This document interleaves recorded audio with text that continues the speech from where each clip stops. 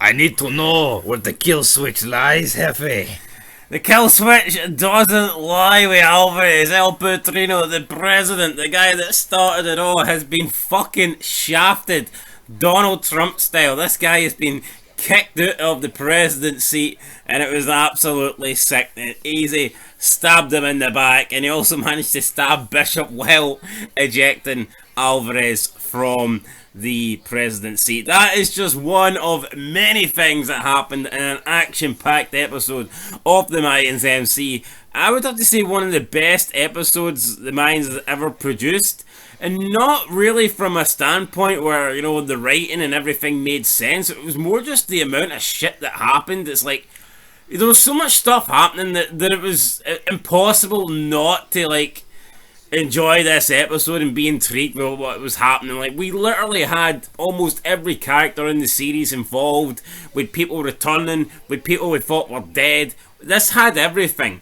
but what it didn't have was enough Tig, in my opinion. And yeah, let's start with Tig. Tig is the guy that we're all looking forward to see. You know, they hinted, they teased Tig from, like, I believe episode 4 of this season. We didn't get him. Finally, we got him tonight. But unfortunately, we only got him in like 3 scenes, and they were all great. But yeah, Tig's fantastic. Yeah. He kicks off. We get confirmation Terry's alive in the ICU. But I did say, it's like, could this not have been in episode 9? I thought so. But yeah, he starts pretending to, like, well, I say pretending, he starts choking out Terry. I legit thought he was going to kill Terry here. It looked like he was going to kill Terry. A nurse comes in to stop him, and he says, "Don't kink shame me," and he's just choking the life out of Terry. Then he makes fun of Terry, saying, "Oh, you thought you were dead." I mean, no wonder. We all thought Terry was dead at this stage. We thought that Tig just went crazy and was going to kill him. So, and intriguingly here, he mentions that Packer's baby brother has made a return. He mentions this guy's crazy. He mentions this guy hates Mayans. And this guy's got, like, hatred in his heart, which doesn't really describe the guy it turns out to be. But, yeah, then Tig leaves Terry in the hospital. But before we get into anything else, the episode did kick off with a funeral.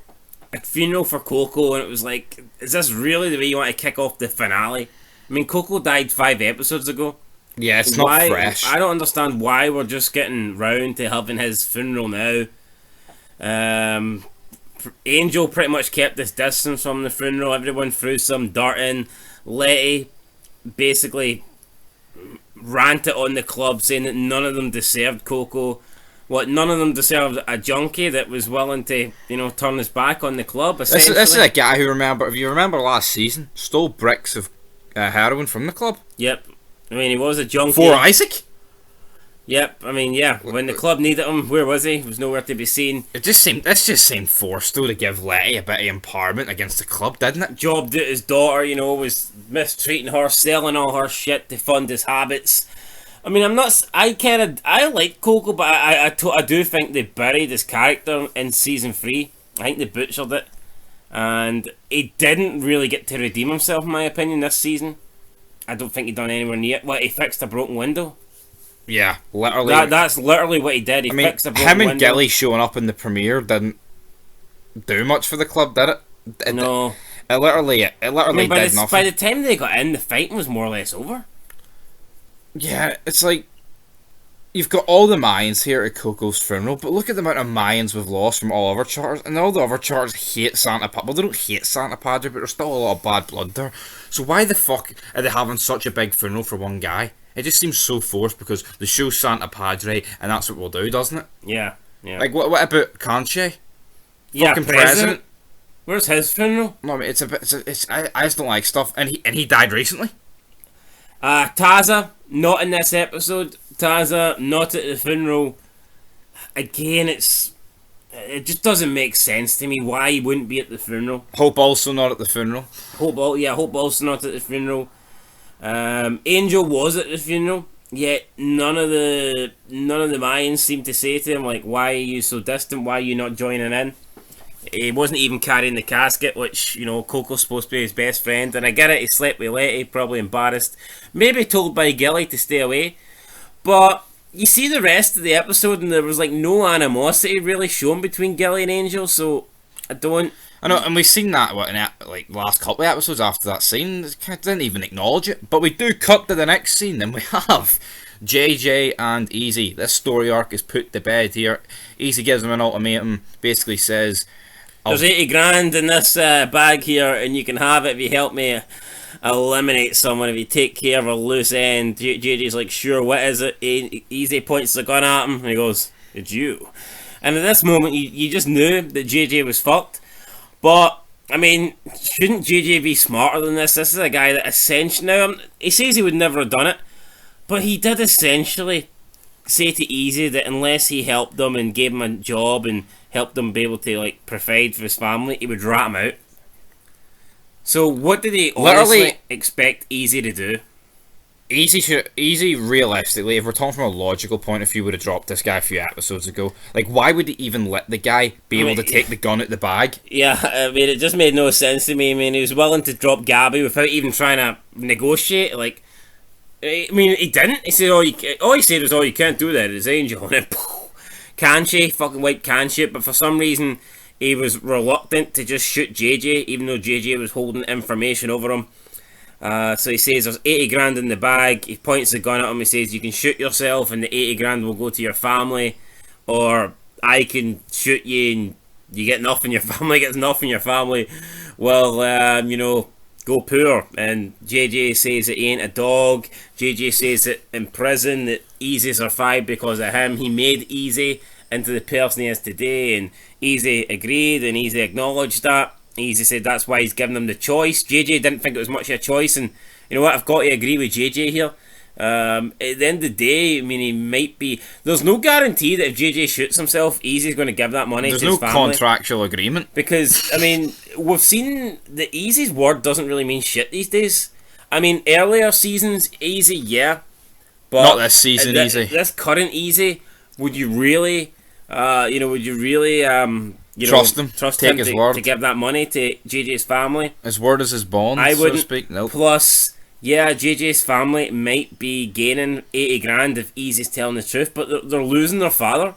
Now, you could argue they're going to lose their father either way because Easy's going to shoot him, but you know, I mean, yeah, I think you would at least rather try and survive rather than take your own. I mean, literally, JJ grabbing the gun and pulling it on himself like is, condemning himself to death. I mean, JJ tries to like out-talk him here, but it was just... Yeah, he has the gun, he's kind of pointing it towards Easy, and Easy's saying, Easy's like kind of warning them not to do that, but I mean, would Easy really even give him the chance of doing that? And then JJ essentially says, "Nah, I'm not a bitch, I'm not going out like that." He tries to point the gun, directly at Easy, but before he can, Easy essentially blows his head off. In the truck, why would Easy do it in his own truck? Surely that's blood. I mean, should he not have stepped into JJ's truck? I just don't get it. Maybe disposed of his truck, but again... For the drama purposes, man. For the drama purposes. Yeah, but why wouldn't he drive... Why wouldn't Easy get into his truck and then just burn it or something? Very true. I know he could have done something. It seemed like a bit stupid in fighting JJ into Easy's truck with no... But you know what? I said this during it. This should have been wrapped up fucking episodes ago. They just dragged this out. This didn't even need to be in the finale. Enough happened in this finale, like, with it. You didn't really need this. Because it wasn't even a major part. But, it was all... It didn't make sense, in my opinion, you know what? But I guess it was alright. It was alright. And talking about alright, we have at the clubhouse, we've Bishop, Hank, Gilly, and I think Angel was sitting around the table. They're basically discussing that some of the other members from other charters are having this meet at this motel. What's her name? Justin Bieber overhears this. She goes to make a phone call. Of course, San Bernardino. Now Nestor, who's busy collecting fucking empty beer bottles and serving pints behind the bar, he looks like he notices Jess running out the back after hearing this information, but he doesn't go after her. He just kind of like looks. So they are hinting here that potentially Nestor could be on to the fact that Jess is like a mole, but I think we're beyond this at this stage. I mean, I think Jess being a mole and feeding information back to Sam Dino was important before Sam Dino got wiped out.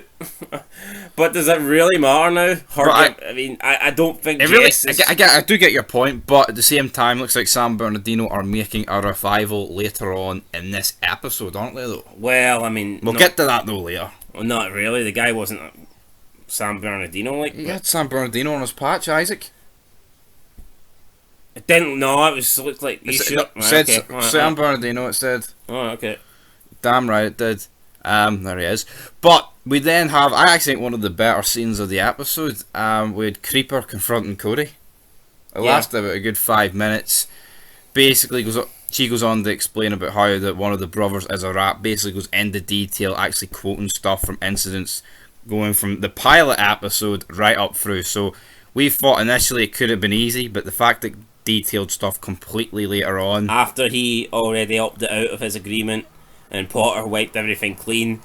which I guess, I mean, technically it could have been, they could have used his information till he didn't get used, and then it could have been someone else from that point. No, that would just be stupid. Well, no, it would be stupid, but I mean, I'm looking at it from yeah, and then all we sides of the argument. we thought Manny perhaps would have been the spy, but again, it was information from the first episode of the entire series, and Manny was nowhere to be seen there. So, effectively, it is someone who started off as not an original member, but someone who was a member when the TV series started from the pilot episode. So, I mean, it leaves pretty much everybody who's sitting at the table now, apart from Alvarez, and nobody who's dead. So, Coco and Rez are gone. It could be Taza as well. I mean, there's no guarantee that it's not Taza.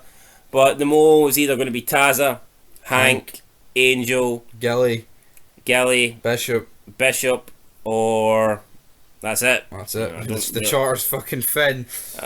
It could be easy, but the way Easy's acting, I mean, why would this guy be fucking hell bent on like murdering every single person if it doesn't work? No, but we also see Easy's day-to-day life. Yeah, so it's not him. He doesn't have the time to be. Whereas my logic is we never really get to see anything with Hank. Yeah. Hank's got no character development. Hank has literally no scenes outside the club. So I thought, therefore, Hank could potentially be this mole. He could be the guy. We then are in some sort of restaurant, and there is members from other charters. You've got Manny, you've got Dondo, you've got the guy from Yuma that took over the president for Kanchi. I believe his name is... We'll just call him Kanchi 2.0. We'll call him Yuma president, and we've got the fat guy. Yeah, the fat guy that cracks some jokes. The fat guy's hitting on the waitress. Manny apologises for him. I was wondering why he's from Oakland. Why wasn't Diaz president this? But I guess it makes a bit more sense later on. Diaz wasn't even in the fucking episode, so that's a bit annoying. But yeah, so they order something. Next minute, they're talking about, they think that Santa Padre had something to do with Kanji's death. Manny doesn't really seem to be on side. Eventually, they get Manny to not really agree, but he's willing to kind of like reason. He's willing to like listen that perhaps Santa Padre did play a part in Kanchi's death because they split them up. Obviously, when Kanchi died, they were all on like separate missions. Although I believe Manny was in the compound, was he not? I don't know. Was he not in the? No, he was in. He did the motel hit. All right, fair enough. Alongside this guy, the Yuma guy. All right, so they did split them up. That's fair enough. But before we can really remember, he says if we were there, Kanchi would still be here. Yep. And before we really get anything else, Sons of Anarchy member comes from behind, shotgun through the window, right into the back of Dondo's head, and that's Dondo. Done. Another president gone. A really cool scene. A cool scene, but I wouldn't have killed Dondo here. I mean, I would have killed the fat guy. I don't know. I get you, but from the point of view of what they were going for, I guess a few more of them are going to die anyway. No, true, but I would have just preferred to see Dondo kind of... I know, but the way they're positioned at the table, like... You know, they're going to shoot the guy from behind. True. But then the rest of San Bernardino could be fucking Nevada. It's hardly San Bernardino, like, there's certainly too many members there for it to be San Bernardino. Well, it was one San Bernardino guy. Well, fucking... Because the guy shoots him. How many members... the guy gave the green light. How many members is... Well, he mentioned the green light. Remember in the car? No, because I've already discussed this with Is he you. already alive? I've already discussed it. That was the president. And you're saying it wasn't. That was Hunter. No, but there was another guy. I know what you're on about. It wasn't the green light. He said he made Mayans are good to meet Mr. Mayhem. That's what he said. Because there were two scenes. Right, well, okay. Well, it's definitely not the guy that you thought it originally was. I was Doc. Doc guy. Oh, ice cream. Look at my kid. She's growing up. Well, I mean, Dondo shot Doc, and then I guess that's revenge. Like, killed my president, I'll kill you. So, you know, it kind of does tie in. And the Mayans are kidnapped. Yeah, we'll just skip straight. We'll skip straight to the scene where the rest of the Mayans are kidnapped, or should we go in chronological order? We'll skip right to that scene. Right. It's revealed there's a guy with a cigarette behind his ear. And we're thinking, fuck, who the hell is this guy? Sounds pretty hang. And it's revealed it's ISACC. Yep. So and we kind of quickly put two and two together here that this is Packard. It's not official, but it has to be his baby brother. Yeah, he kind of looks similar. This has to be the guy that Tig was talking about in the hospital. He said he had a hate for the Mayans. He said he was crazy. This guy's definitely crazy. Not too sure if he has a hate for the Mayans, but he certainly fits the crazy bill. The fat guy who's pretty funny doesn't appear to be here, so I don't know if he is here. When someone hits the floor in the next, you see his burnt, charred body. He's dead. Alright, okay, so he's already dead. Yeah. Then we move on to Manny. Yeah, we see Manny getting like gasoline poured over him.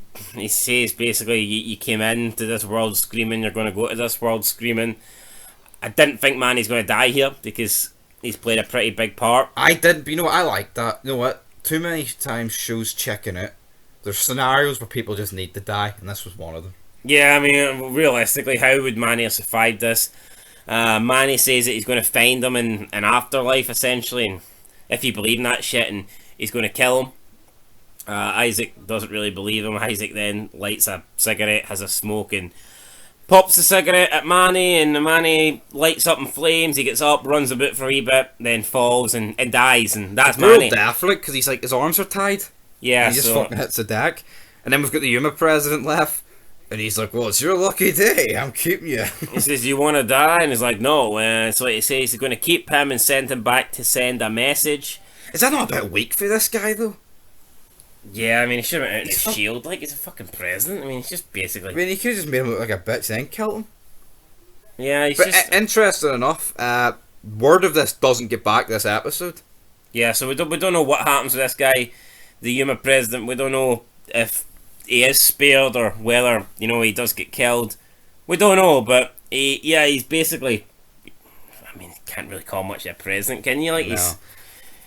Yeah, he did beg for his life, but he may as well have. Like, I mean, he's in this world. He may as well have. We then have Alvarez at the compound. Easy's just off the phone from Sofia. Him and Alvarez are talking. Alvarez mentions the fact that he went to LA. He met with Charmin, brother. Easy's not very happy about this. Says that they need this drug thing to happen, but Alvarez says it's not going to happen. You can just see. I knew as soon as this scene happened. Shit was about that. Well, since you've moved on to this scene, should we not at least talk about the Tig and Alvarez scene? Oh, I fucking forgot about that. Jesus fucking Christ. We need to mention that, don't we? Yeah, probably the scene that we've been looking forward to for the fucking entire season, and you want to gloss over it? I mean, I know a lot happened, like, but Jesus Christ, how can you, out of all the scenes you gloss over this one, man? Whoa, alright, you take it away there, cowboy. Right, now what I didn't like about this, right, we come back for the commercial break, and that you've just got Tig and Alvarez standing beside each other.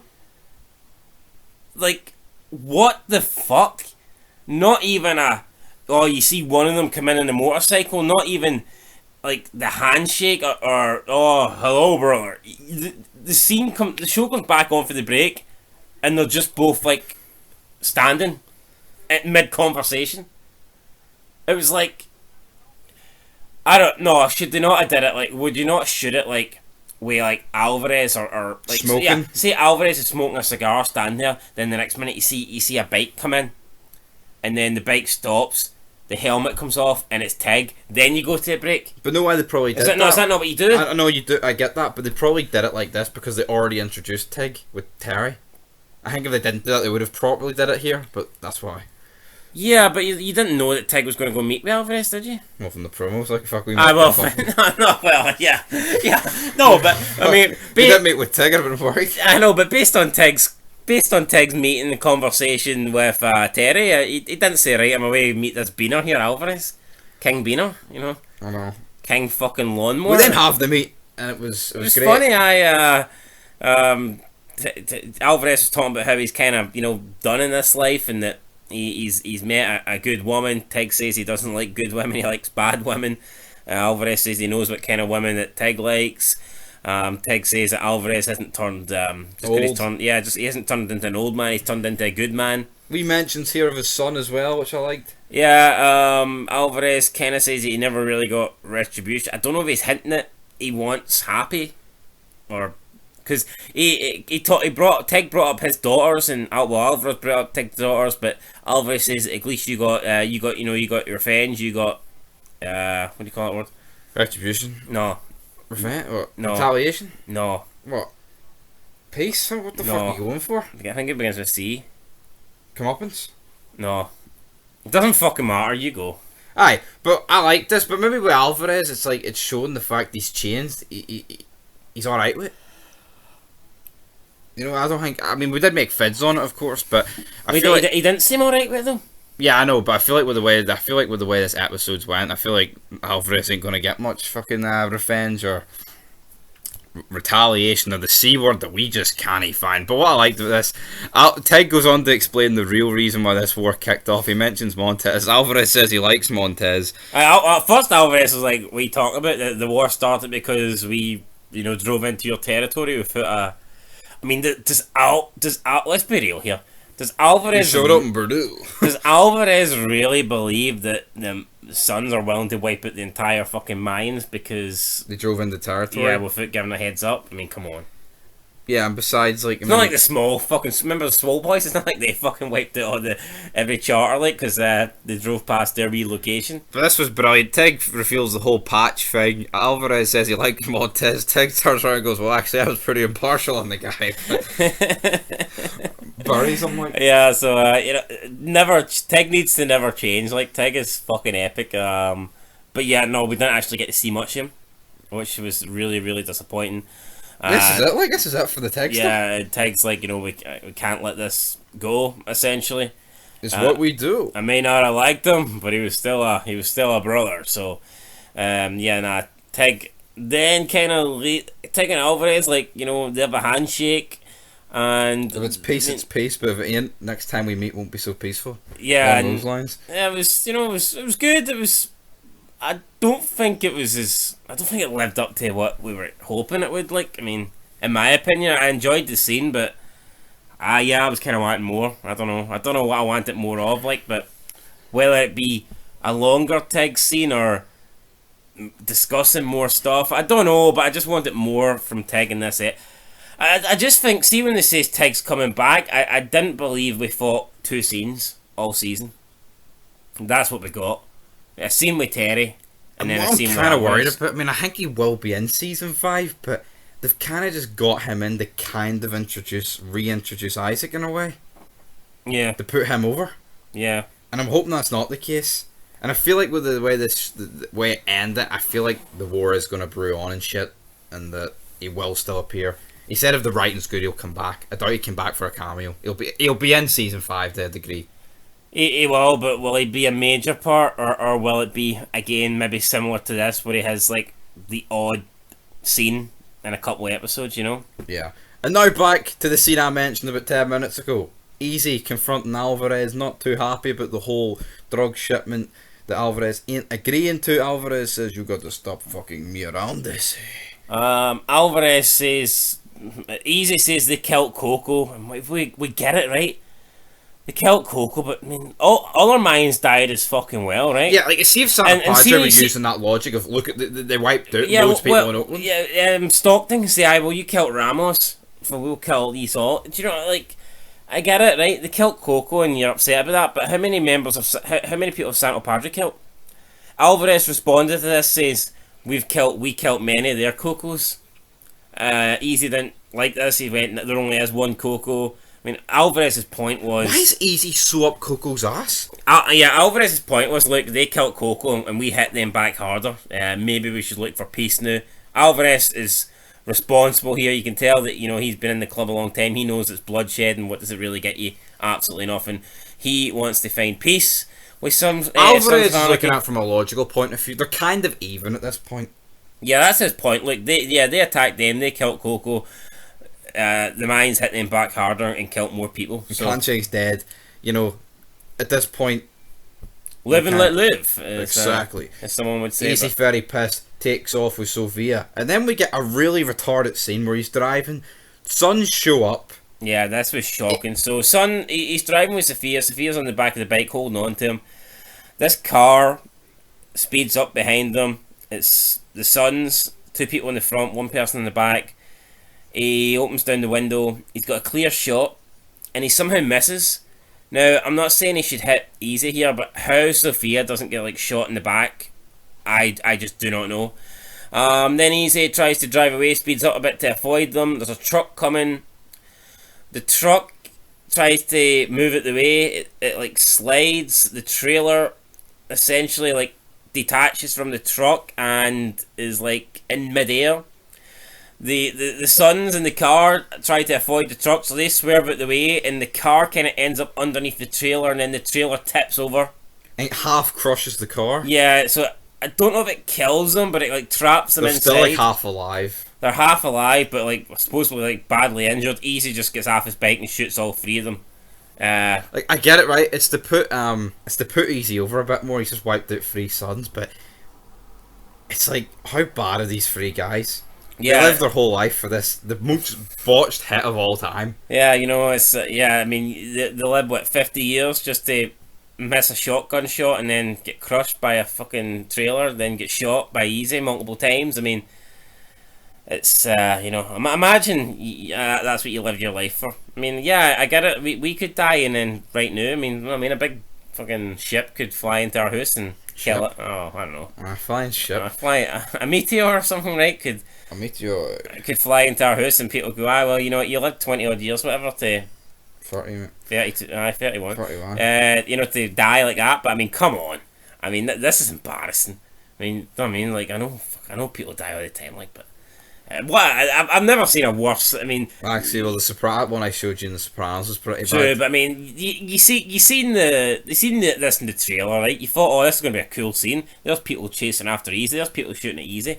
Literally 10 seconds after they take the shot, man, they're crushed by a trailer. I mean, yeah, and it's just a bit idiotic for these guys. But now we get our Emily scenes, man. She's dyeing her hair black. The phone goes. She thinks it's Aaron. Turns out it's Miguel Galindo, and he's got Cristobal. Yeah, shitey pants, as we know from season 1.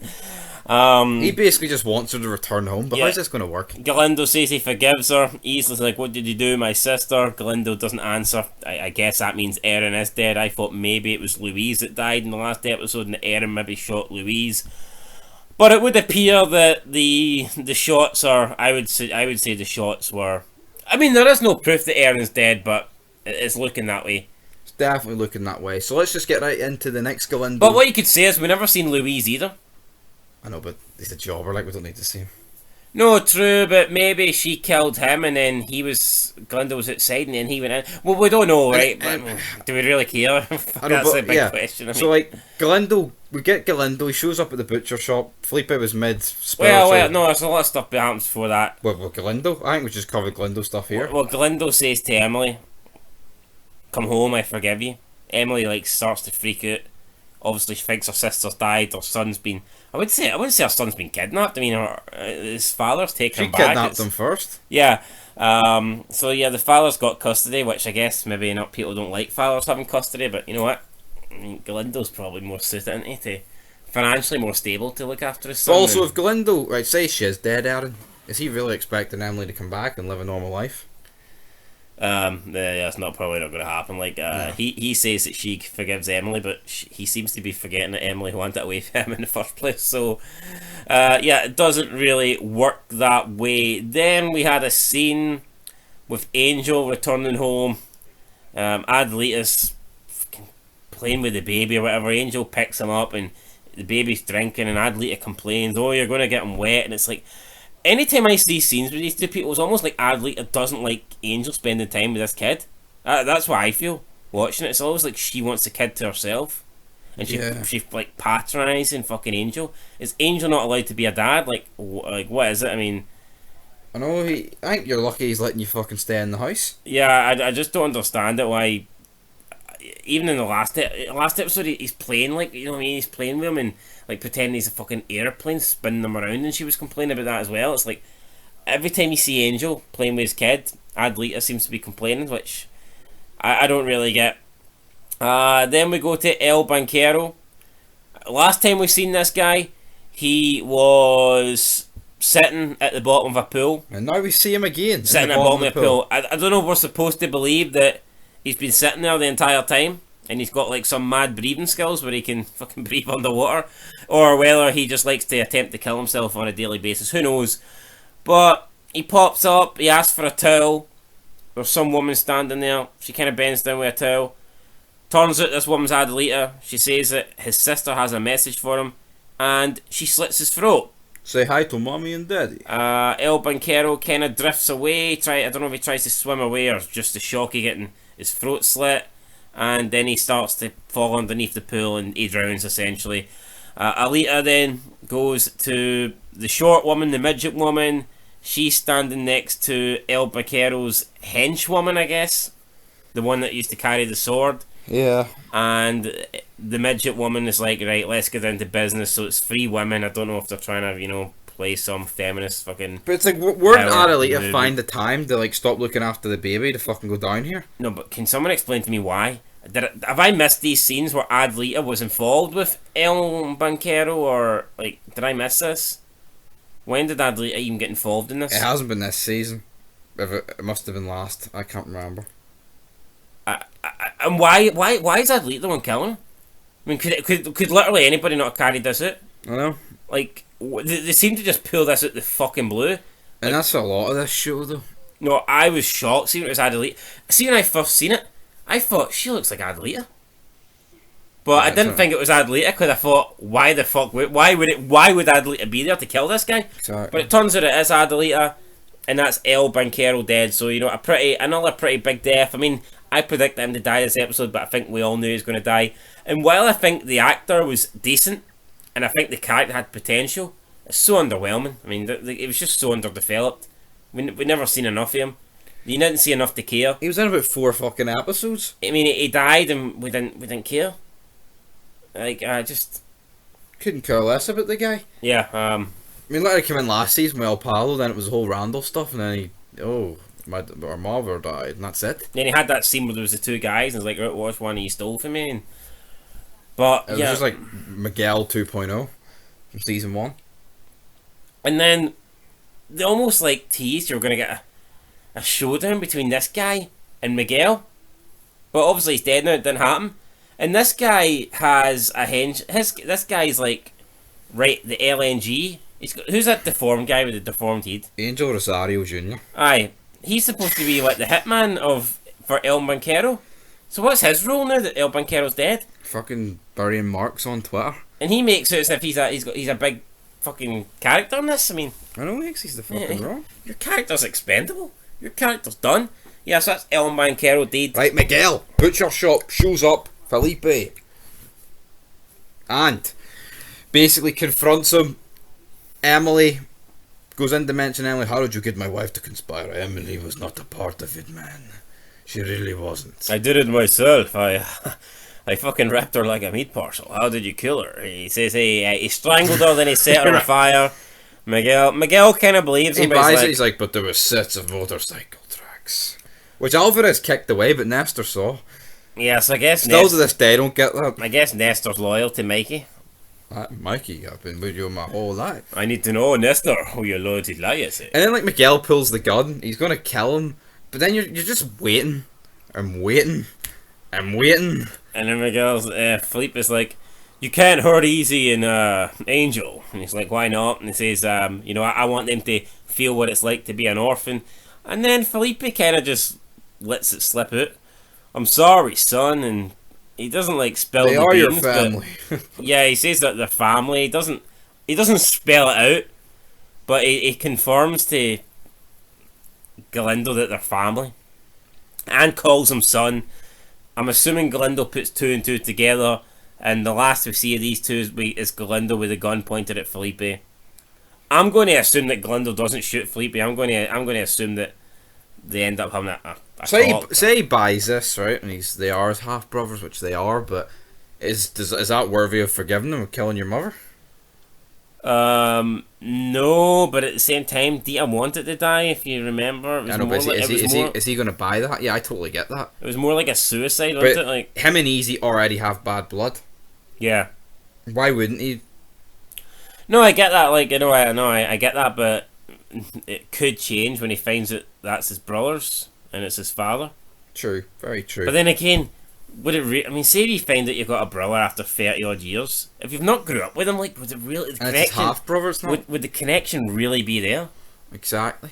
Do you know what I mean? Like, And the connection that already is there is a bad one. yes, That's the Wi-Fi. That's a bad connect. Like, look, I mean, we could be wrong. Season 5 could start. We could see a scene in the butchers, and you've got Felipe's brain splattered on the wall, and Glendel's pulled the trigger. But I think that Glendale will put the gun away, and they'll end up having a conversation. You're damn right. So we'll see. Bishop receives a knock at his door. Easy enters the fray. Says, "We need you, Bish. I want Alvarez out." Bishop gets dressed, and he looks fucking tiny. His wee tiny clothes. It's like he shops at Baby Gap or something.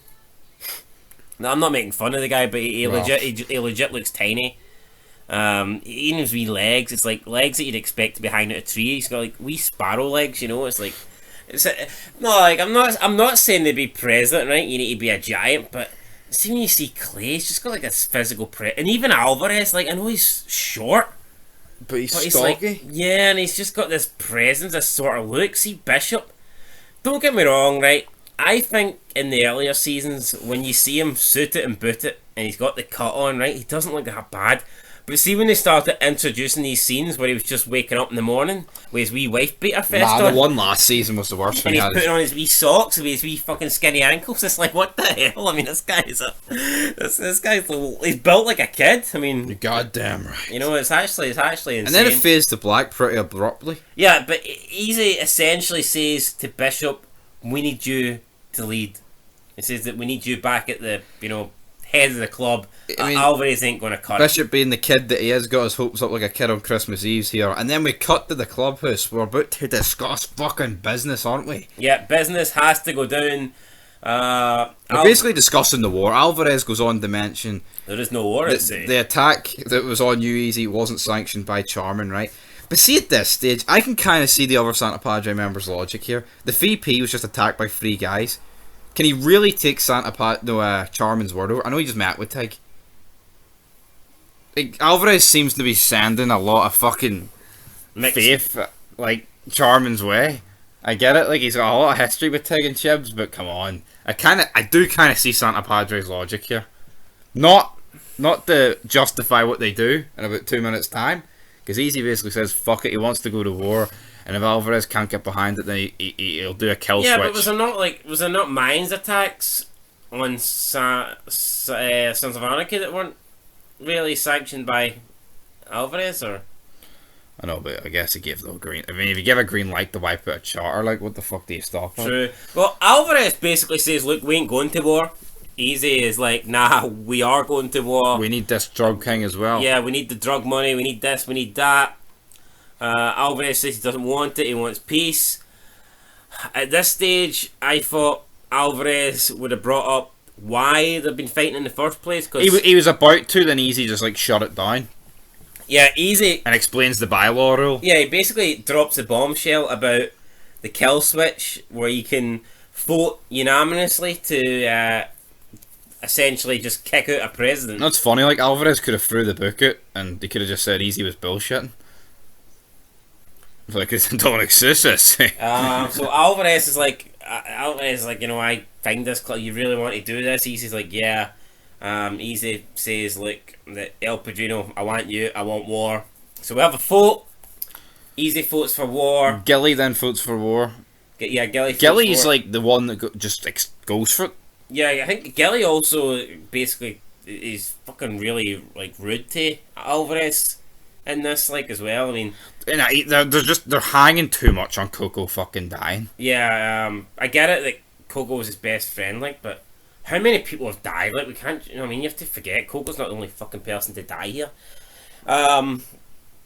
Like, Yeah, remember the scene though in Sons when the 1-9ers shoot Rafi, and then Alvarez drops one of the 1-9ers? He didn't fucking drop them all. Yeah. I know he couldn't have realistically, but he could have after.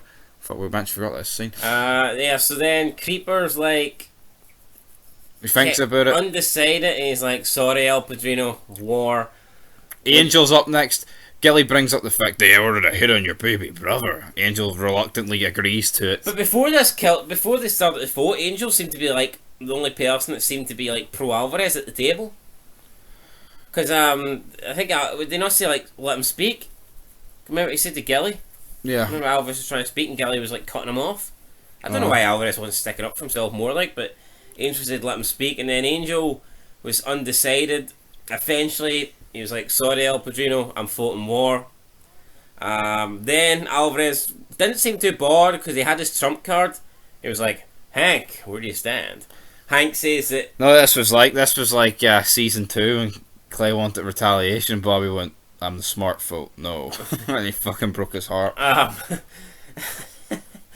Yeah, Hank was like, yeah, El Padrino, I wouldn't be here if it wasn't for you. You brought me into this club. He's got half a smirk on his face, Alvarez. But it's war for me. And at this stage, Alvarez... Eggs are all in Bishop's basket. Yeah, his heart kind of sinks. We get to Bishop, and then Bishop says, I hope our bond runs deeper than this club. And as soon as they said that, you just knew where his fault was. I think you knew anyway. Yeah. But basically, Bishop was saying, I hope that we'll continue to be family, because you're fucked. I'm voting war. You're out. Bishop's vote was then pretty unanimous. Alvarez walked up, said he was trying to save the club. He was pretty pissed off, and Alvarez left the temple. They would all be dead before this guy, and they fucking shot on him. He appeared at the end of the first episode, saved them, and now they've repaid him by stabbing him in the back. This was like one of the hardest scenes to watch, I think, in the Mayans. This scene probably affected me more than any death.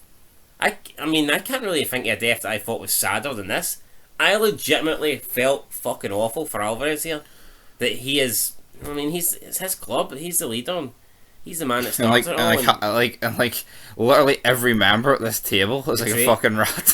Yeah. Angel, Easy, fucking Gilly. I mean, one of them actually is a rat. One of them has to be a rat. Hank's pish. Has to be Hank. So, I actually felt really, really bad for Alvarez. Alvarez kind of leaves, and I think the kill switch means that they are taking... they're stripped of the presidency patch, but they're still a member of the club, but... Alvarez won't be. You get the feeling that Alvarez is done. Alvarez will not be... I don't even think he'll switch charters. I think Alvarez is just... I mean, he doesn't seem to want that life anymore. That's what we got from the scenes as well, like with Tig. Maybe he'll go to the farm with Nero. No, but even for and stroke some horses more. No, but even like in the last few episodes, we kind of got the feeling that Alvarez isn't really. I mean, he doesn't want bloodshed anymore. He literally said in episode 6, why do we kill each other for a piece of cloth? It doesn't really mean anything. Exactly. Easy. Alvarez then leaves, slides over the temple door. Easy then turns around and says, Bishop, we need you, we trust you, you're a leader, and that is why I want you to sit by my side as VP. Bishop's face is like, what the fuck now? We don't...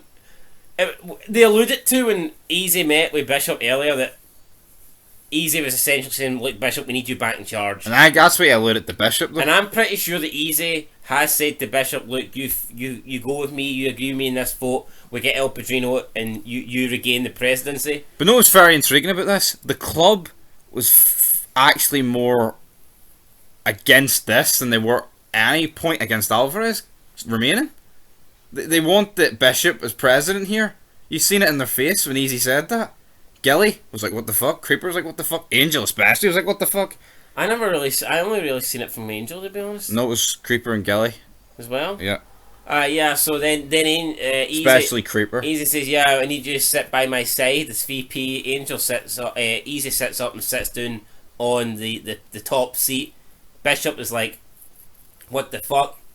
And, I mean, this was a really good turn, don't get me wrong, but I just don't know why Bishop didn't speak up for himself. It was a good turn, but I just didn't think Easy was just gonna fucking let him get after all his hard work. No, also, I mean, I know Easy's VP, but wouldn't there be like a vote?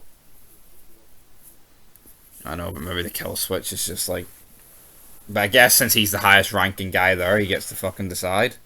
Like Alvarez has been doing recently. Technically, if you're saying they all disagreed with this, couldn't Bishop just be like, kill switch? He could have, but maybe he was just fucking too heartbroken. There he is. Yeah, so then Easy sits down. Bishop then takes the role as VP. Alvarez is gone. They all start. Easy gives a pretty good speech about how he's willing to bleed for every one of them. He's willing to carry the club on his back. I thought it was a good speech for Easy. There's no more Southern and Northern, it's just California. Now, how's that going to work, though? Well, I think essentially, I mean, he just wants to have one big club. Like one charter? Essentially. And he's the king? The one true king. That's what I got from it. Yeah, I get that, but so what? Everyone reports to him, or is there still going to be different people? Well, it seemed that way. I guess that's how you would flesh it out. But I mean, but I see. But you see, I feel like at this point, a lot of Mayan presidents have been killed. Apart from Diaz, who the fuck's left? You know what I mean? So if you look at it from that point of view, that's probably got to happen. But yeah, really good scene from Easy. Let's just wrap up a few other things that happened here. Louis showed up at Letty's house, gives her the green car that Coco paid him as debt. Then she shows up to save Hope. Is there much more to say about that? I feel like in an episode... She was a bit bitchy towards Louis, and then she kind of says at the end, thank you. I mean, Louis didn't have to turn up and give her this car. Louis could have kept this car. Louis seemed to genuinely care for Coco. I mean, you could argue that... honestly, I think we've seen more emotion from Louis here in this scene than we have from the entire Santo Padre crew. I mean... The Santo Padre crew don't really seem to be mourning Coco's death. They just seem to want war. That's what I get for it. I think Louis seemed genuinely more upset about losing Coco here than anyone. I mean, see from Gilly, all I get is he wants revenge. He wants war. At least Santa Padre's consistent though, because when a member dies, they literally fucking want to wipe everyone out. True. So I mean that is true. Then we see Hope trying to shoot up some drugs, and no offense, but at this stage, no one cares. I mean, whether she took the drugs or didn't take the drugs, I don't think they were. I mean, these scenes, right, are in between massive votes, massive meets. Who gives a fuck if she injects heroin into her arm? I just did that, didn't. Fucking Alvarez has just been put out at the club. Now I'm supposed to curve some junkie bitch. Fucking totally. I mean, No, we just don't give a rat's fucking. Again, I mean, this stuff with Hope and the stuff with JJ could have been episode 7, 8, 9. It didn't have to be the finale. Exactly. But this is when we move into the final part of the episode. We've covered quite a lot. Easy is then interrupted in chapel by himself. Well, Angel walks in. Angel basically says, "What in the fuck are you doing? How many bodies are you willing to step over?" Easy pretty much says he's willing to step over all the bodies, including Angel. Gives Angel an ultimatum, says either Angel can get on the train with him or get ran over. Angel asks if that's a threat. Easy then gets up, Grabs him, grabs his shoulder, and walks off. And seems like it is a threat. We see Easy go at the temple door, and he's greeted by Hank, and he's greeted by Creeper. Or should I say, was it Gilly and Creeper, or was it Hank and Creeper? No, it was Hank and Gilly. Yeah, because Creeper's left, I think, at this stage. And Bishop's fucked off. Bishop's in the fucking Bishop's sitting. He thought he was getting the booster seat installed, but nothing's happening. And that cuts to a nice transition of we're at the police station. Cody is about to... I was thinking here, fuck, could we get a potential? Is this going to be who it could be? The actual rat who it is, but no, it is Creeper sitting down. We think Creeper's about to give up the club, but turns out Creeper takes one from the team, and Santa Padre just got a hell of a lot smaller. Basically, Creeper takes blame for every single death that they have. All knowledge of Mayans killing someone, Creeper just takes responsibility for it all. Cody seems upset, can't believe he's doing this.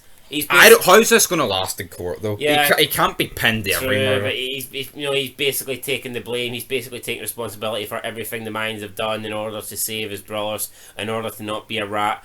And you know what? I think this is true to Creeper's character. I mean, I can buy this. I think. No, I buy it too, but I remember seeing in episode 7 when he was talking to her about Manny, Angel, and Easy being on a run, dangerous run, they're putting their lives at risk. Therefore, if that's on tape, that puts him out of doing those murders. Know what I mean? At the hospital? Aye, because remember, he definitely said that. Yeah, well, he can't really. Unless that was in his house and not her house. Look at the cameras they're going to have in the hospital, so he can't really take the blame for that one. So, yeah, we'll see what happens with that, but yeah, Creeper basically is taking the blame. Have we anything else to discuss before we get into the last scene? I think we've covered everything. Everything? Yep, not that I can think of. Everything? We already covered Manny's death earlier. Oh, by the way, one thing we did miss it was when Tig and Alvarez did have the meet. Tig, after speaking to Alvarez, said he would report back to Chibs. So Chibby. So I mean, great. I'll take that. It doesn't mean we're getting Chibs in season 5, but it means that they haven't wrote Chibs at the show. They're not saying that he's died or anything. So Chibs is still alive. Chibs is still the president. And also, I feel like this, like, would Tig really be riding alone? Yeah. I know Alvarez did, but I kind of feel like Alvarez kind of going against the club. Aye. And I bet, you know. Yeah, so... Final scene. Yeah, so then we get Easy. He's lying in bed. Well, before we get that, actually, we get JJ's wife turning up at the trailer. Oh, fuck this. This scene was awful. She's got her kids. She wants to know if Easy's there. Sophia opens the door. Sophia says he isn't there. She says Easy met with her husband JJ last night. She hasn't seen him since. Basically thinks he's in trouble or something like that because he hasn't showed up. She says that Easy couldn't have met with him last night because he was her the entire night. She's demanding to see Easy. She says, Sophia says, well, he's not here, you can't see him. Then she says something about, are you a mother? She says no, and then you wouldn't fucking understand. Then she tries to get a bit of sympathy. She says that she has to go to work and she's going to want to look after the kids. For a second I thought Sophia was going to offer to look after them, but she didn't. Then she doesn't. Who does she think she is? Showing up at the fucking clubhouse? I mean, surely this... I thought the JJ thing had ended. I thought we'd got the closure on this JJ stuff. I don't think we needed his wife to turn up. Yeah. I mean, what next? Is Easy going to take out the wife and 2 kids? Hopefully, fuck's sake. So yeah, well, I mean, we'll see what happens there. Then later that night, with Easy lying in bed with Sophia and the dog. New patch, just says California. Yep, and then we cut to Alvarez. He's home. I honestly felt like Alvarez was a goner here. I felt like Alvarez was going to die. Thankfully, he didn't die.